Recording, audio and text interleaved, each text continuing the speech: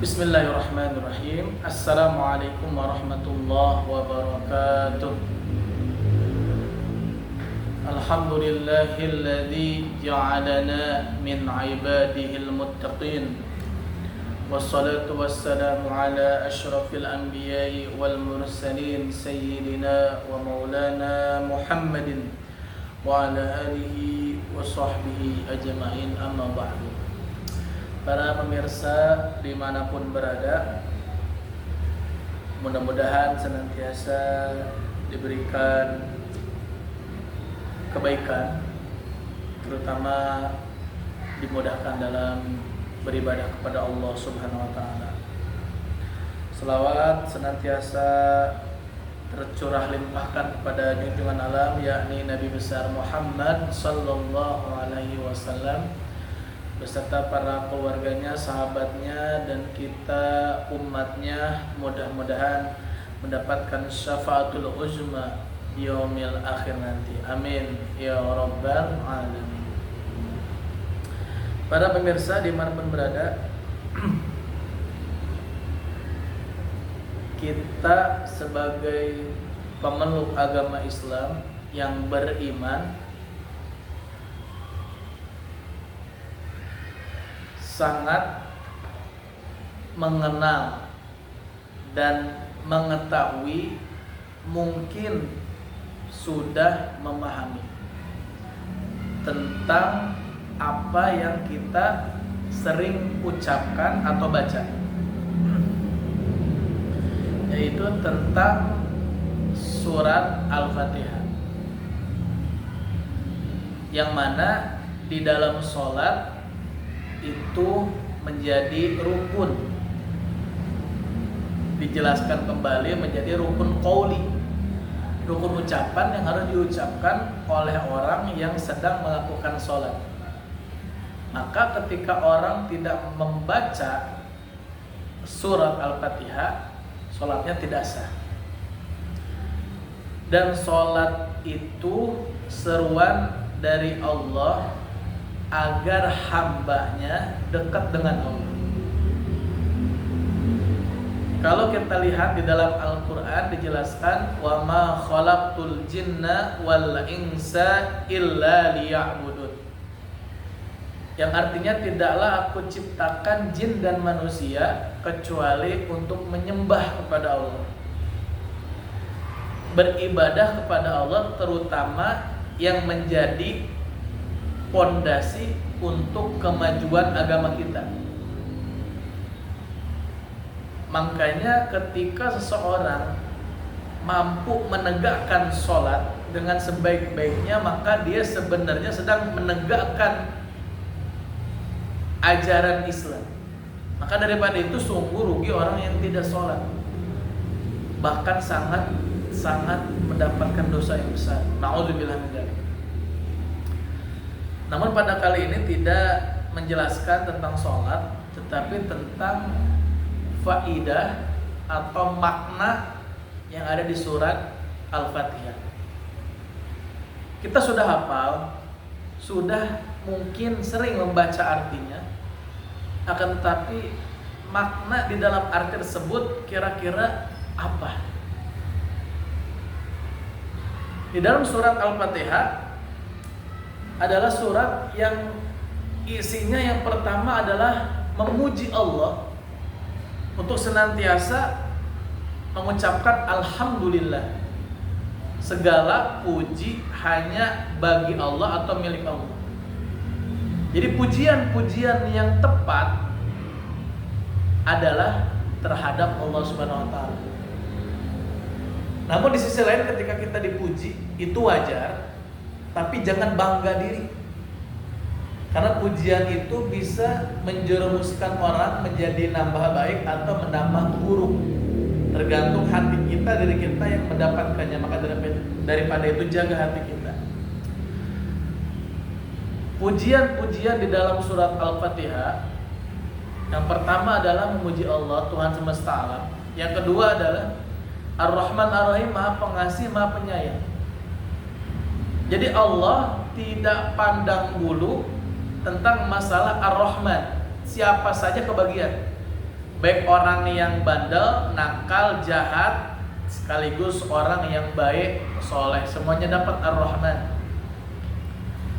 Maka daripada itu silakan mencari kehidupan di dunia dengan cara-cara yang baik, baik dagangnya, baik bisnisnya, baik menjadi gurunya dan lain sebagainya. Baik kamu beragama apapun, tetap Allah memberikan rahman. Tetapi rahim itu diberikan khusus orang muslim yang beriman nanti di akhirat kelak. Setelah itu Malik Yaumiddin, raja daripada semua raja, terutama raja daripada nanti di hari pembalasan. Di dunia Allah sudah maha raja, di akhirat Allah yang merajainya pula.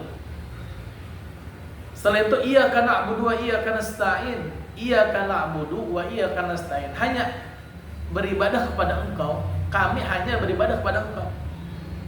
Setelah beribadah baru nasta'in, ada pertolongan. Jadi jangan sampai kita ibadah jarang, malas minta pertolongan. Boleh-boleh saja langsung minta pertolongan pada Allah, tapi mikir 2 kali. Kita ibadah jarang, sedekah apalagi, minta pertolongan sama Allah.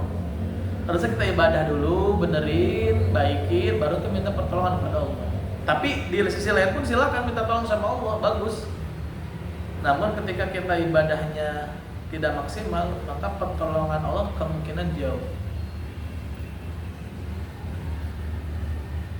Iyyaka na'budu wa iyyaka nasta'in ihdinas siratal mustaqim. Ternyata yang terpenting adalah semua ayat dalam Quran itu penting. Ternyata ketika dikaji ulang, yang saya dapatkan adalah ihdinas siratal mustaqim.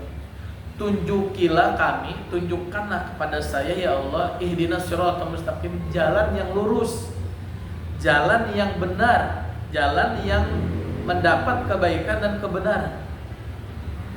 Jadi ketika orang sudah dapat jalan yang lurus, yang benar, yang baik, maka dia akan benar-benar menjalani di dunianya dengan bahagia, tidak sakit irian, tidak dengkian, karena dia setiap harinya memohon pada Allah ihdinas siratal mustaqim, yang artinya meminta tunjukkan saya kepada jalan yang benar. Kalau doanya Nabi dijelaskan pada para guru kita, Allahumma arinal haqqa haqqan warzuqna ittiba'ahu wa arinal batila batilan warzuqna ijtinaba. Ya Allah, lihatkan yang benar itu benar-benar benar dan kita mampu mengikutinya. Dan ya Allah, lihatkanlah yang salah, yang batil, tetapi itu benar-benar batil dan kita mampu menghindarinya. Maka doa yang terbaik adalah ihdinas siratal mustaqim, kemudian Allahumma arinal haqqa haqqan warzuqna ittiba'ahu wa arinal batila batilan warzuqna ijtinaba. Siratal ladzina an'amta 'alaihim ghairil maghdubi 'alaihim waladdallin. Yaitu jalan yang telah Kau beri nikmat, siratal ladzina an'amta 'alaihim, pada mereka orang-orang soleh, terutama para nabi. Bukan jalan orang yang Engkau maghdu, marah, bi'alaihim, terhadap mereka, waladdallin, atau orang-orang yang tersesat. Na'udzubillah min dzalik. Maka daripada itu, agar ihdinas siratal mustaqim kita benar, teruslah mengaji, datangi guru, mendengarkan kajian guru, agar hidup kita siratal mustaqim, terus di jalan yang lurus. Memang namanya ujian itu banyak, godaan itu banyak. Cuman karena kita memiliki surat Al-Fatihah yang mana setiap hari kita baca 17 rakaat yang kita lakukan dalam sehari, di situ ada permohonan ihdinas siratal mustaqim. Berikan kami semua ke jalan yang lurus, yang benar, yang baik, yang diridhoi oleh Allah Subhanahu wa taala. Maka daripada itu, kajian hari ini tentang surat Al-Fatihah mudah-mudahan ada manfaatnya, dan rasakan, kita semua mari rasakan, perdalami tentang surat Al-Fatihah dan sholat ibadah dengan sebaik-baiknya. Makanya habis belajar baca Quran, lihat terjemahannya, kemudian lihat penjelasan para ulama, penjelasan para tafsir.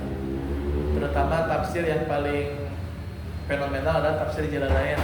yang masih disebutnya yang masih bisa kita pahami lah insya Allah bagi kalangan anak-anak santri atau para asatid.